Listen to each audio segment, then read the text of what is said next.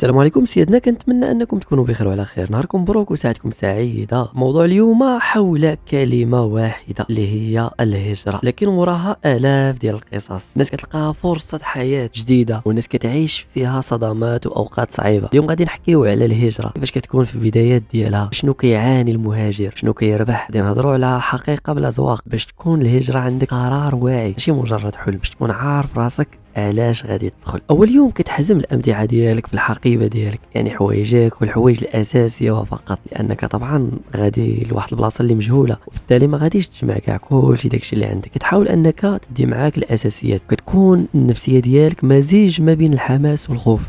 كتودع العائله ديالك وكتودع الاصدقاء ديالك وكتشد الطريق البلاد ما عارف فيها حتى شي واحد، وحتى الا كنتي كتعرف فيها شي ناس طبعا راك ما تكونش معتمد عليهم بنسبه كبيره. في المطار كتحس براسك داخل مغامره، ولكن مع كل خطوه كيبدا السؤال: واش هذا القرار كان صحيح من البدايه ولا لا؟ وهذه طبعا غير البدايه فقط. وطبعا الا كنتي اول مره غادي تسافر لدوله اخرى كيجيك المطار بشي شكل، كيفاش غادي دوز داك البروسيدور باش انك تحصل على الخاتم، بعد دوز على الجمارك، من بعد تمشي لقاعه الانتظار، من بعد تنتظر المضيفين يفتحوا لكم الباب من اجل انكم تركبوا في الطياره. وفاش كتركب في الطياره كيبان لك عاوتاني الناس داخلين فرحانين، ولا كيقلب على بلاصتو، من بعد كتقلع بكم الطياره. فاش كتوصل لديك البلاد كلشي تيكون جديد عليك، اللغات، العادات، طريقه العيش. كتلقى راسك ما فاهم والو، وصوتك كيولي سكات. الوحده كتضربك وكتفهم ان العائله اللي كنتي كتشوفها كل يوم دابا بعيده عليك، وان النعمه ديال العائله والخوض والصحاب والجيران ديالكم والحي ديالكم راها نعمه عظيمه. وكتحس ان ابسط الحوايج ما كاينينش حداك، الضحكه ديال والديك، الضحكه ديال خوتك، جيرانكم، وحتى السلام اللي كتسلم على مول الحانوت ولا على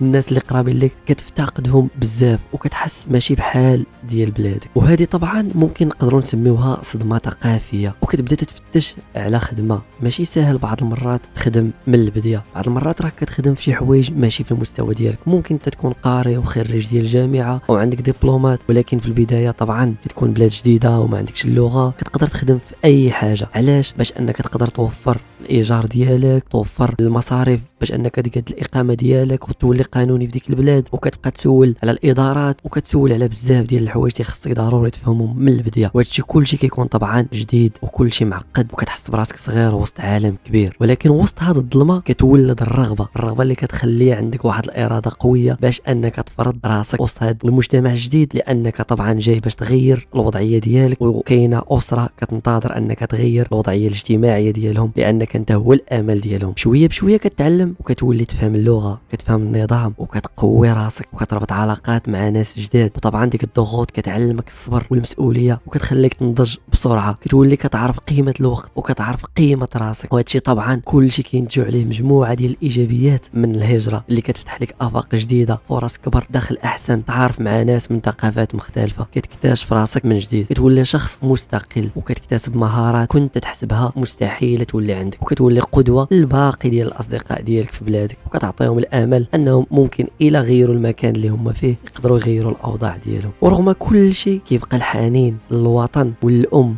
والخبز ديال الزنقه والقعده مع العائله والضحكه مع الاصدقاء والسهر مع ولاد الحومه وبزاف ديال الحوايج كتفتقدهم طبعا في الغربه. هذه هي الضريبه ديال الهجره، كتفتقد الاحساس بالانتماء وكتولي عايش بين عالمين. الهجره كتعلم تربح منها الفلوس وكتدخل منها وتطور منها الدخل المادي ديالك، ولكنك كتفتقد بزاف ديال الحوايج وكتضحي بزاف، ولكن حتى تضحي بزاف ديال الحوايج اللي طبعا كانت في واحد المرحله من المراحل العمريه ديالك هي الاسس اللي كتقوم عليها حياتك. في الختام، الهجره راه ماشي سهله لكن ماشي مستحيله. هي تجربه كتكسرك في البدايه باش تعيد بناء نفسك من جديد. الا كنتي ناوي تهاجر خاصك تكون قوي ومستعد وعارف ان الطريق فيه تعب ولكن فيه نور في النهايه. ما تخليش الحلم يعميك، ولكن ما تخليش الخوف يوقفك. خذ القرار بالعقل وعيش التجربه بقلبك، وحاول انك تحط في بالك انه ما كاين حتى شي حاجه تستاهل تحط عليها العمر ديالك مقابل انك تهاجر للبلاد ممكن ما كتخولكش انك تحصل على الفيزا بسهوله. قلب على الطرق القانونيه من اجل انك تهاجر. ما تضحيش بالروح ديالك في الغابات ولا في البحر، ولا تسلم نفسك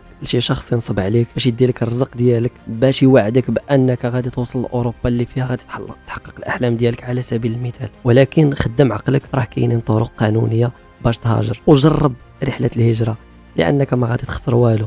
الا ما فاتكش وما نجحتيش ماديا على الاقل كتكتسب تجربه وكتضيفها للقاموس ديال الحياه ديالك. نهاركم مبروك، والى عجبكم الفيديو خليو لي التعاليق ديالكم، واذا كنتي مهاجر في شي دوله معينه اكتب لي في التعاليق من اي دوله انت كتابعني. والسلام عليكم ورحمه الله تعالى وبركاته.